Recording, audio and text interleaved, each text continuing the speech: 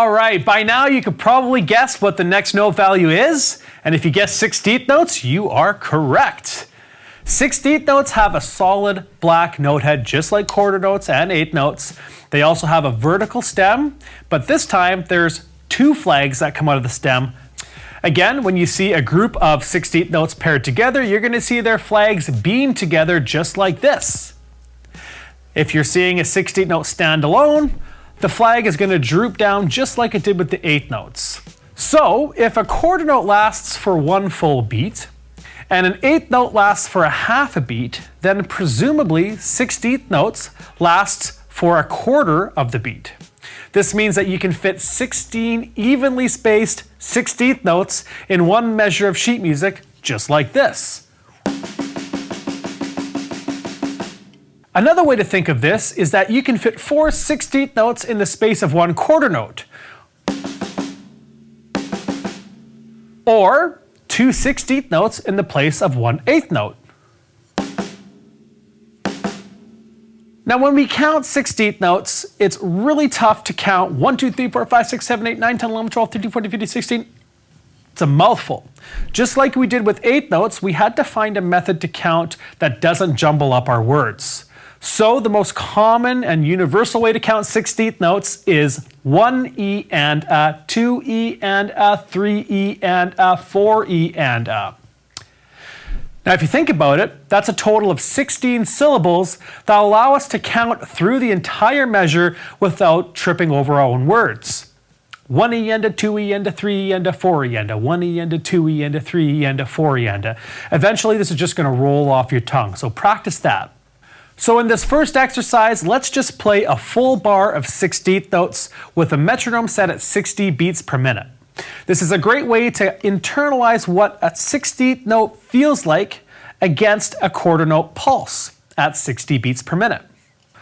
1, 2, 3E and a, 4E and a, 1.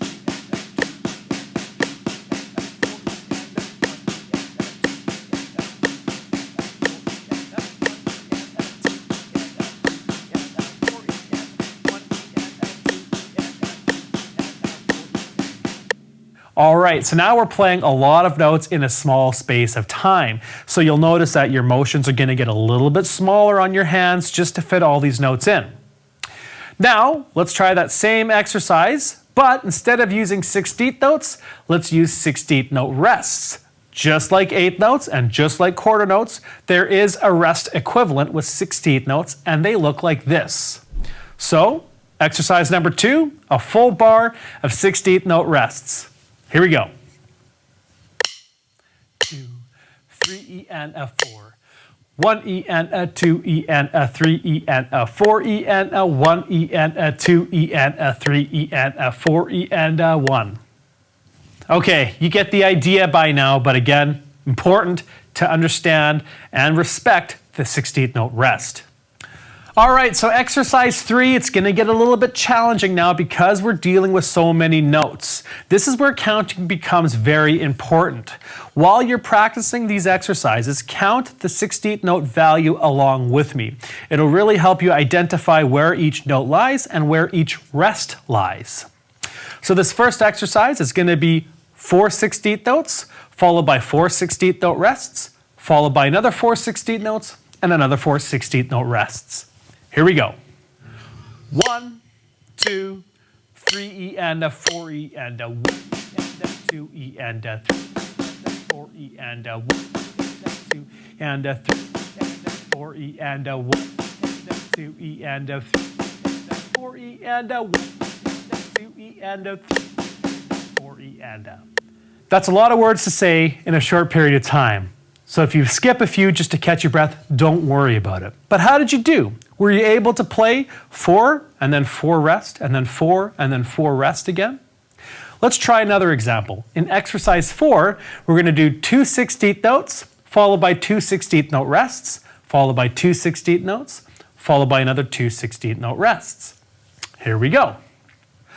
1, 2, 3, 4. 1 and a 2 and a 3 and a 4 and a 1 and a 2 and a 3 and a 4 and a 1 and a 2 and a 3 and a 4 and a 1 and a 2 and a 3 and a 4 and a 1. All right, that one's a little bit more challenging. How did you do? Again, the idea is not just to play the exercise, it's to be able to see the notation on screen, understand what's going on, and play each note and rest with the right amount of time. All right, for this last exercise, we're going to play 3 16th notes followed by 1 16th note rest. This is actually quite a challenging exercise, especially once you pick up the tempo, but we're going to keep it at 60 beats per minute, and the idea is to really feel that 16th note rest at the end of every count. 1 E and A, 2 E and A, 3 E and A, 4 E and A. Here we go. 1, 2, 3 E and A, 4 E and A, 1 E and A, 2 E and A, 3 E and A, 4 E and A, 1 E and A, 2 E and A, 3 E and A, 4 E and A, 1 E and A, 2 E and A, 3 E and A, 4 E and A, 1 E and A, 2 E and A, 3 E and A, 4 E and A. So that's it. Those are 16th notes. You're going to see them everywhere in drum notation, in music, and in the stuff you practice in the Drumeo method. So take your time, really understand the count, understand what they look like, and go through these exercises. Your assignment is to play through and be comfortable with all of the exercises we just did. There are also a few extra exercises below that you can go through just to really make sure you're nailing this topic. Again, before you actually play them, try to count them out first and internalize them, and then press the play button on the exercise to see if you were correct. We're at 60 beats per minute with these exercises, which is a pretty fast tempo considering you have 16 notes to play per bar. But if you can, try to bump up the tempo to around 80 beats per minute. Or if you're a real keener, try 90 beats per minute. With all that said, I'll see you in the next lesson where we're going to subdivide this one more time and talk about 30-second notes. See you there.